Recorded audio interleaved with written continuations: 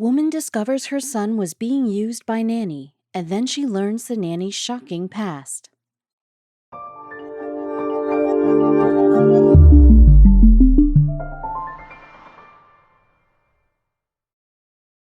But before we start, please make sure to subscribe to m&rtv and hit the bell so you never miss any upload from us. Also, leave a like right now. Have you ever met a person you thought was nice but realized after a while that they are the complete opposite? Someone once said, some people are real, some people are good, some people are fake, and some people are real good at being fake. And there's no better way to describe the subject of this story. Ashley Bemis. The woman is so good at creating fake identities that the people who have met her say that she is a chameleon. But how long can she keep up with her own lies? Many of us post regular updates on social media. Most of the time, these updates include a photo as well. But how many people actually wonder who is looking at these photos? Do we just post them so a select few from our friends list could see them, hopefully even like them, without thinking about the others who have access to our newsfeed? But how could one simple upload change anything, one may wonder? Well, there are people whose lives are turned upside down after they shared their photos online. Take Ashley Bemis, for example. She never even suspected that some details from the photos of her and her daughter she posted on Facebook would turn her life into hell. Only in this case, it was probably for the better. Emily Strickland gave birth to her son Blake in 2010. After a while, when her son was 3 months old and she couldn't handle everything on her own, she needed to hire some help. So she found a nanny through an online service that matches families with daycare providers. After what followed, Ms. Strickland probably regretted her decision. It wasn't long before Emily found the perfect woman to care for her child, Ashley Bemis. The 28-year-old seemed to be a natural. She obviously knew her way around children, and Blake grew fond of Ashley very quickly. Emily Strickland was now certain she would be leaving her son in good hands when she left the house. But can we ever be certain of anything when we let a stranger into our home? Blake Strickland wasn't the only one who liked his new nanny. Now, don't get to thinking that it was Emily's husband who liked her too. This is not another story where the nanny seduces and gets with the husband. The other person who grew close to Ashley was Emily. Soon after she hired her, the two women started spending more and more time together and became best friends. Everything was going well for the Stricklands and Ashley Bemis. About 14 months after she had started working there, Ashley told Emily the good news. Ashley was pregnant. Emily was thrilled for her.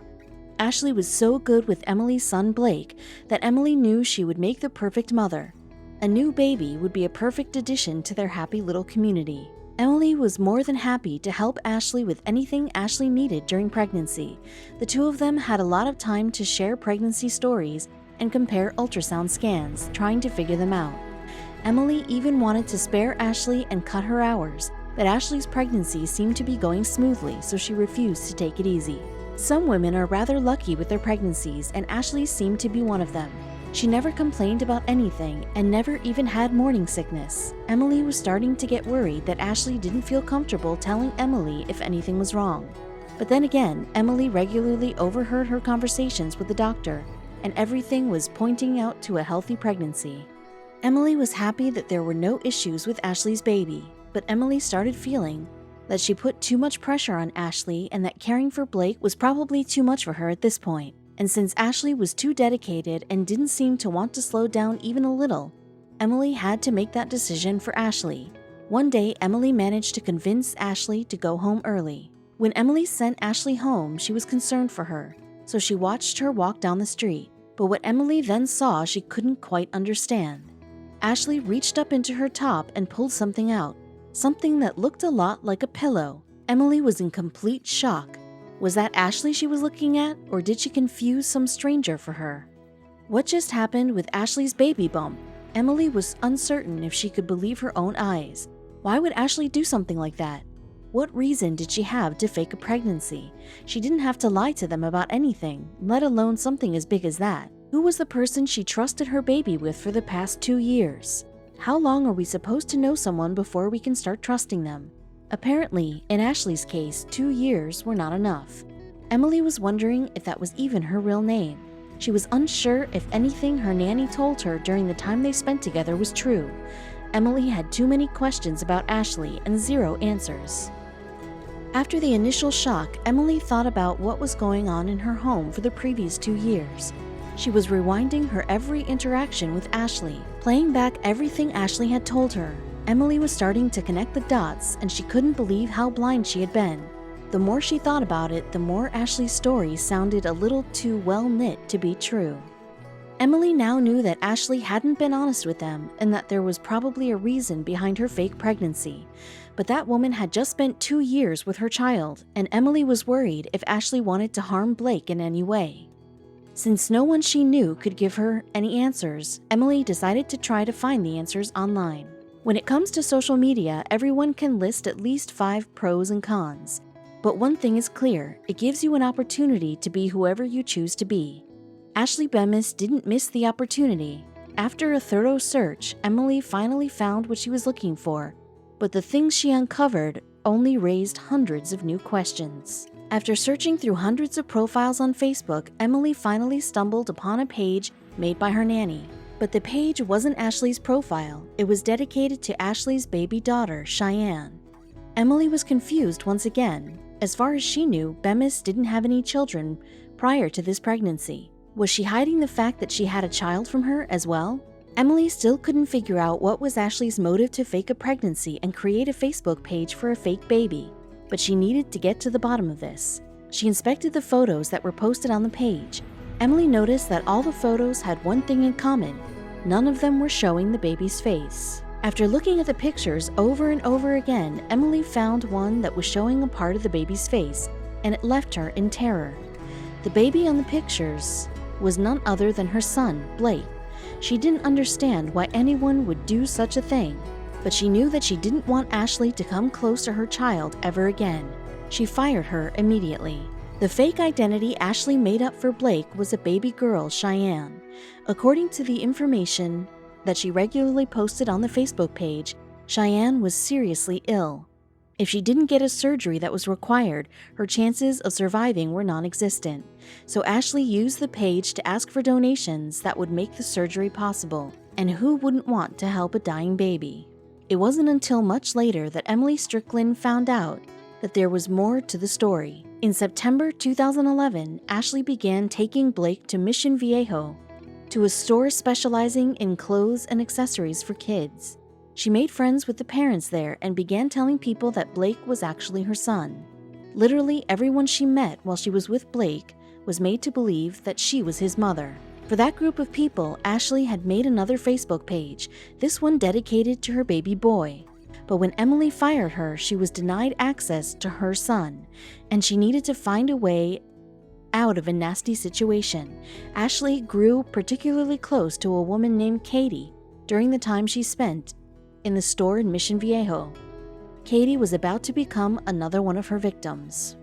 Being caught in a lie would make most people want to turn a new page, but Ashley Bemis is not most people. She couldn't be stopped just yet. After being fired by Emily Strickland, Ashley started weaving a new lie. Desperate times call for desperate measures, so the cover Ashley made up to fool her friend Katie was simply unspeakable. Since there was no other way for her to explain why she didn't post photos of her son anymore and couldn't be seen with him in Mission Viejo, Ashley Bemis came up with an unscrupulous lie. She called Katie one day sobbing and gave her the bad news. Her son had been killed in a fatal car accident. To some people, nothing is sacred, apparently. Ashley's problem was that her frauds couldn't last forever. Katie would probably continue believing her friend, Ashley, but Emily Strickland just wouldn't let her off easy. She organized a video chat with Katie, her husband Joe, and her young son.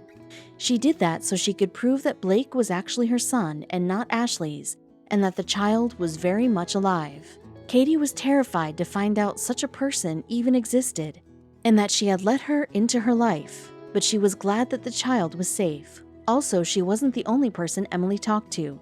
After firing Ashley, Emily Strickland managed to get a restraining order, which helped her feel safer. She also talked to the county sheriff, but he couldn't help her much more than that. He said that what Ashley did was wrong, but her being crazy wasn't illegal. It seemed that Ashley just couldn't stop herself from fooling people. In 2012, she created another fake life, and once again, her pregnancy suit was back in the game. This time, the story was that she had lost her husband to a terminal illness.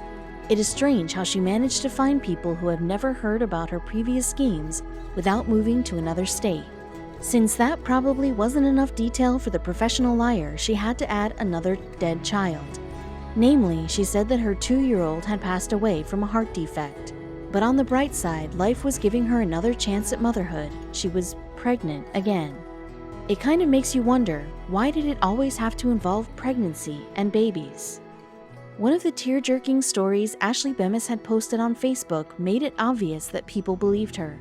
Someone commented, "This is one of the most heartbreaking stories I have ever heard. In the past 9 months, Ashley and her husband have lost 2 babies. Apparently, that was back in the day when her husband had still been alive." When she heard about Ashley's misfortune, her new friend gave her best to help her. Worried about the young widow, the woman made sure Ashley had everything she needed for her new baby. She decided to throw a baby shower for her. Ashley got presents worth hundreds of dollars, but since there was no real baby she was expecting, she sold all the gifts and kept the money. There was nothing to be heard about Ashley over the next couple of years. But in 2018, the story about Ashley Bemis was finally made known to everyone. On November 1st, she appeared on the Dr. Phil show. And as it turned out, Ashley's career as a con artist started while she was still in high school, and she got caught several times over the years.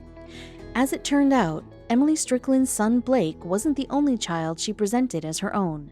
During her conning career, Ashley Bemis made up a total of 8 children. She would take the photos of children she could find online, sometimes on Google, sometimes on Facebook, and post them as her own. And that's all it takes to make people think you have kids.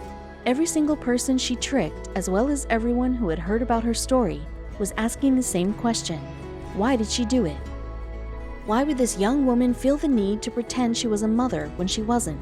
Although she claimed she didn't fully understand the logic behind her actions herself, Dr. Phil tried to get the answers from her. The former nanny stated that she never had a problem creating a fake life or fake identity for herself.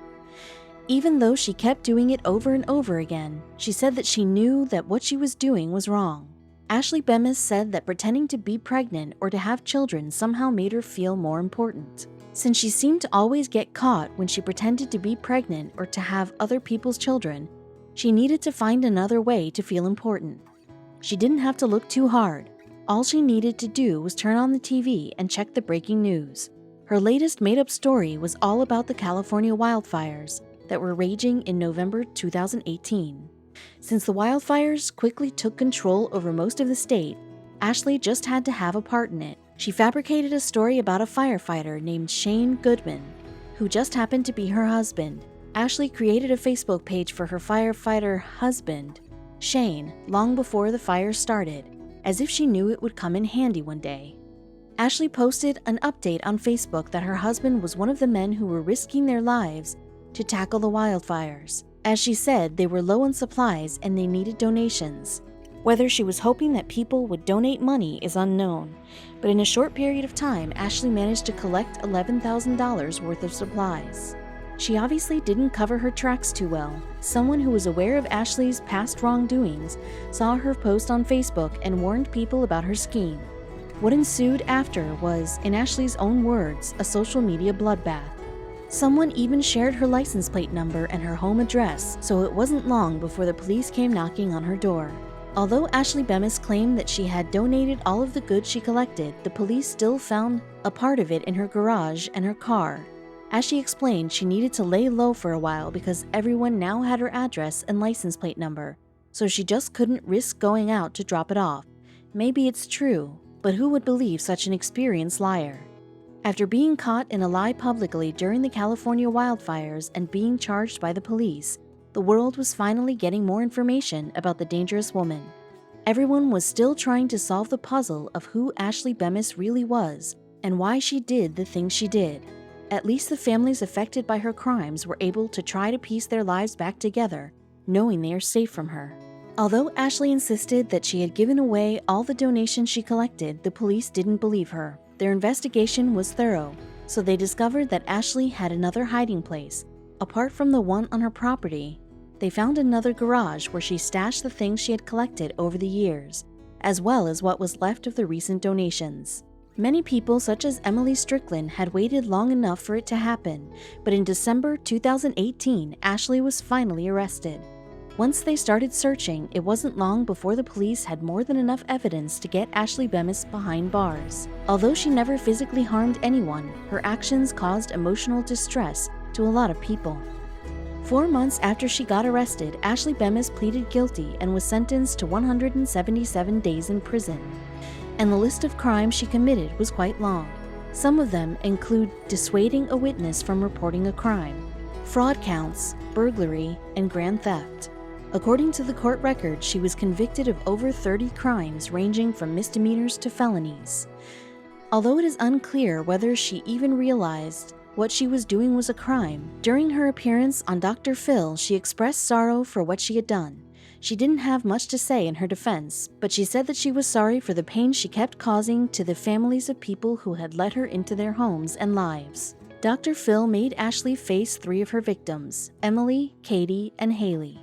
Haley was the last one she had tricked. The 2 of them met in 2012, while they were both working as wedding planners. Soon after that, Haley was warned that someone was stealing pictures of her children and posting them as her own.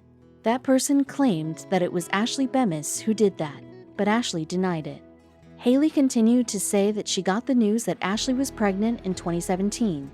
She needed to check that information, so she contacted Ashley. Ashley confirmed that she had been 33 weeks pregnant with twins, and that she had been in a horrible car accident. Since she knew that Ashley had a tendency to lie, she called the emergency room, and guess what? They didn't have any record of Ashley Bemis. Haley said that Ashley even posted a photo of very small babies that were in a hospital, hooked up to a machine. In the description of the picture she posted, she wrote that these were her children, Hudson and Braylee. Haley wouldn't let go, so she did a reverse Google image search, and the photo came back to the Huffington Post. The 3 women all agreed that Ashley Bemis was beyond hopeless. Ashley said that the legal issues she was facing could serve as a wake-up call for her, and that, with Dr. Phil's help, she hoped she could change her ways. Emily Strickland strongly disagreed, and rightfully so. If having restraining orders against you weren't good enough wake-up calls, why would this be? After her appearance on the popular TV show, the story of Ashley Bemis, the scamming nanny, had gone viral. Everyone she had ever met was now able to see her for what she really was. People around the country were wondering how she managed to trick people for so long. But as Katie said on Dr. Phil, the woman was a chameleon. Everyone started analyzing her story and pictures and couldn't believe that anyone had ever believed her. Well, it's easy to say that when you're not the one involved. There were comments on how it was obvious that her belly was fake and that she wouldn't be able to move the way she did in a video she posted if she were really pregnant. But when someone you know tells you they are pregnant, would you double check that information? It is strange that none of her friends noticed, but her firefighter husband's face is well known to many people across the globe. When Ashley Bemis posted a photo of her husband, Shane Goodman, on Facebook, it was actually a picture of an actor, Jesse Spencer, who portrays a firefighter in a TV show, Chicago Fire. Before that, he was a regular on the popular TV series House MD. Ashley Bemis started her career as a con artist rather early. She was still in high school when her first fake pregnancy happened. It was no wonder that she got so good at it when she had plenty of time to practice. A woman named Shannon Crowley talked about it on Dr. Phil. She thought she knew Ashley at that period. Crowley said that Ashley came to school one day and announced that she was pregnant. Although she was still very young, no one found it strange that she wanted to keep it. According to Shannon Crowley, more and more people found out about Ashley's pregnancy, and no one had any reason to doubt it. They even threw a baby shower for her. Ashley's first fake pregnancy victim was the man her mother was dating at the time. She explained that she told everyone that he had raped her and that the baby she was carrying was his. When Dr. Phil asked her why she had done it, she said that it was because the man had been married and she thought he had been using her mother. She obviously thought that he deserved to have his life ruined because of it.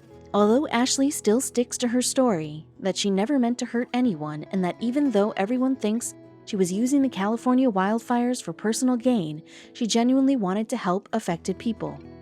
She claims that she thought people would believe her more if they thought she was somehow personally involved in it. but we will never know whether she is honest or playing one of her tricks again. Time will show whether the time she spent in jail will have any effect on Ashley Bemis. Will it really be a wake-up call, as she said? We hope Ashley sticks to her word and finds the much-needed help, but her reputation will not make it easy. Now that the entire country knows that she lied to everyone she has ever met, what reason do they have to think she could change?